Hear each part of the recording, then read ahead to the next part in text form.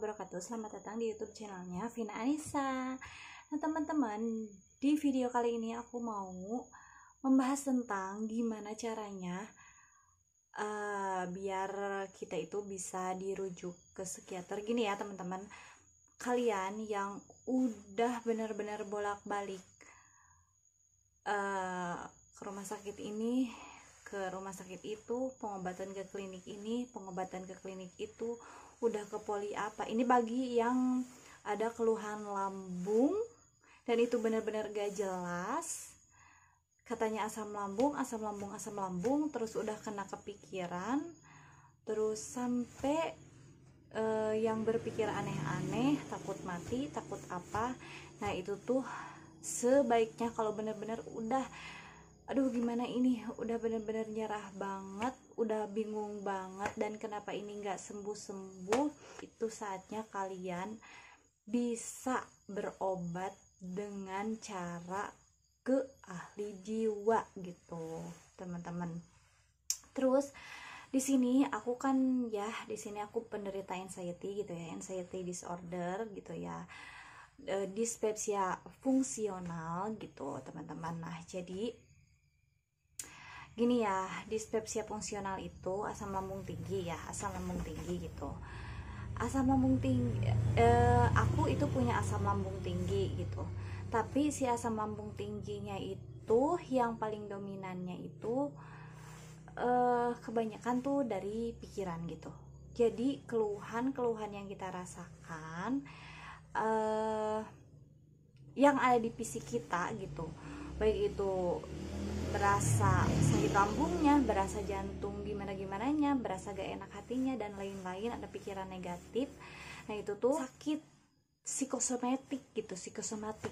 Gimana ya, gini ya teman-teman, sakit asam lambung itu menyebabkan stres, menyebabkan ada gangguan kecemasan gitu, ada gangguan kecemasan, itu lebih tepatnya gitu. Nah ketika pikiran kita stres, ketika pikiran kita cemas, nah itu tuh asam lambung kita bakalan naik. Jadi kayak muter-muter gitu teman-teman. Kita itu punya sakit asam lambung, dan punya sakit asam lambung itu yang nomor satu itu, yang paling penting itu kita itu gak boleh stres.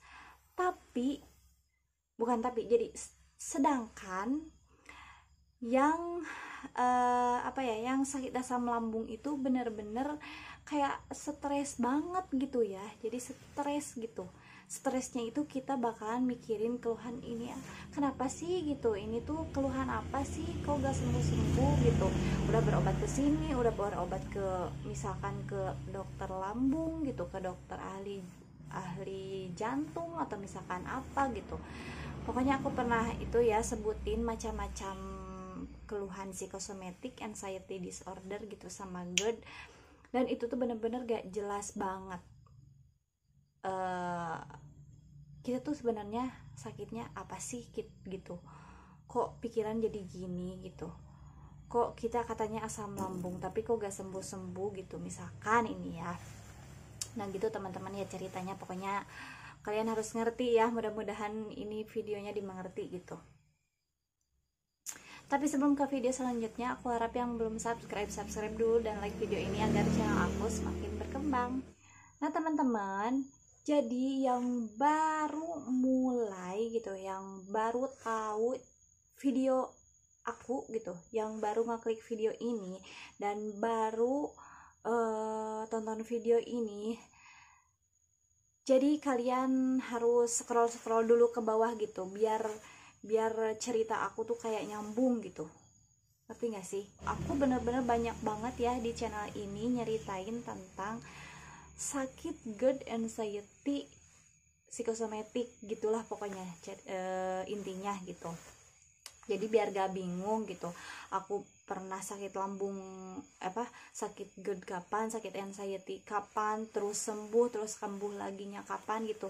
Jadi ya itu PR kalian gitu, harus dari awal dulu gitu ngikutin cerita akunya gitu, biar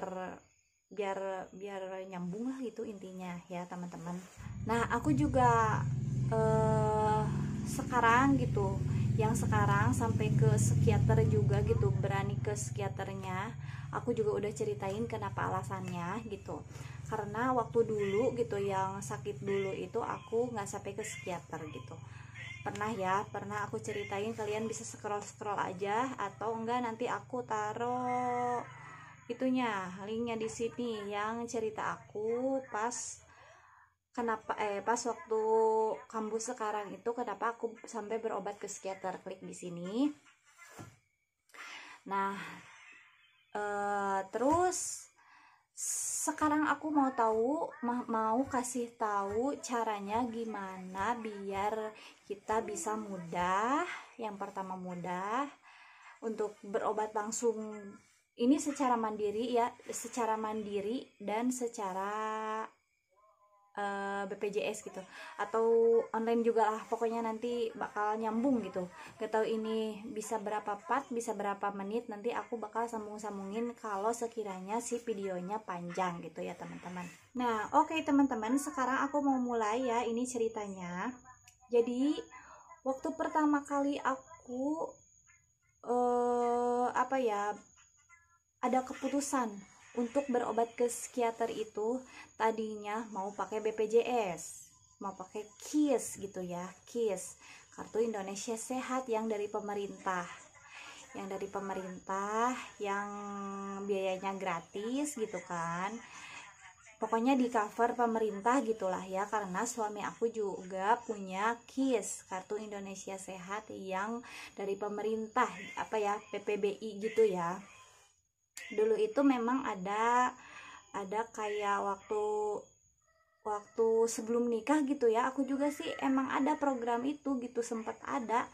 Cuman kalau aku kan sebelum nikah itu masih sama mama ya, kakaknya gitu, kartu keluarganya.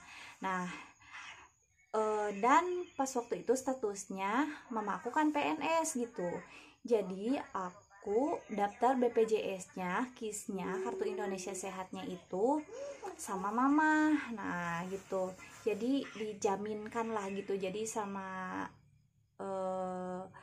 pekerjaan mama gimana ya, jadi ngikut gitulah, pokoknya di cover dari PNS gitu ya intinya. Nah terus aku kan nikah tuh, ketemu suami aku dia udah punya KIS yang dari pemerintah, itu tuh yang gratis gitu ya, dibayar pemerintah. Kalau mama aku itu dibayar, dipotong gaji gitu kan. Nah terus gini ya, kata temen aku, teh kalau misalkan mau berobat ke rumah sakit gitu ya, kalau mau ke poli gitu, itu tuh bisa katanya pakai Kartu Indonesia Sehat. Nah daftarin aja gitu. Itu kan si suaminya punya KIS enggak gitu, iya punya. Nah kebetulan kan suami aku punya gitu. Nah itu tuh bisa loh, bisa berlaku gitu teman-teman. Nah terus ini gimana nih caranya, nah katanya ke pegawai kecamatan aja gitu, kata teman aku gitu, ke pegawai kecamatan, tanya-tanyain gitu siapa yang biasanya urus-urus BPJS yang PPBI yang dari pemerintah itu gitu, yang kayak iyalah pokoknya yang di cover pemerintah gitu aja ya. Nah terus aku cobain tuh suami aku gitu ya, yang kesana kemarinnya tuh suami aku sih gitu, nanyain sampai diantar sama si ibu yang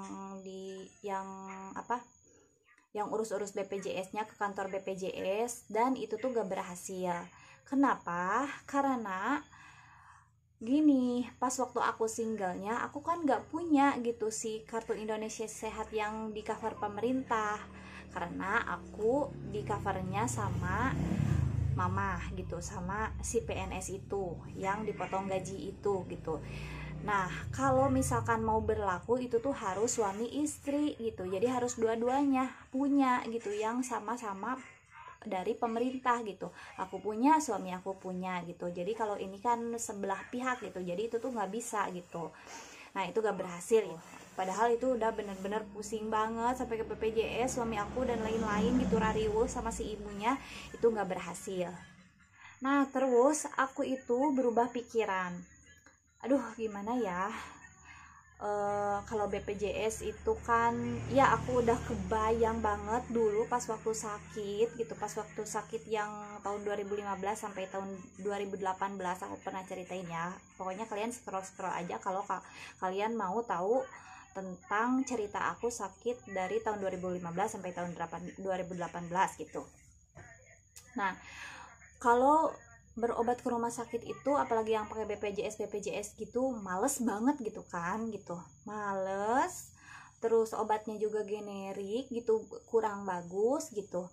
Gimana kalau aku berobatnya satu kali aja dulu gitu, satu kali aja, lihat dulu obatnya, lihat dulu si bapaknya gimana gitu. Jadi aku pergi aja langsung ke kliniknya gitu, langsung ke kliniknya.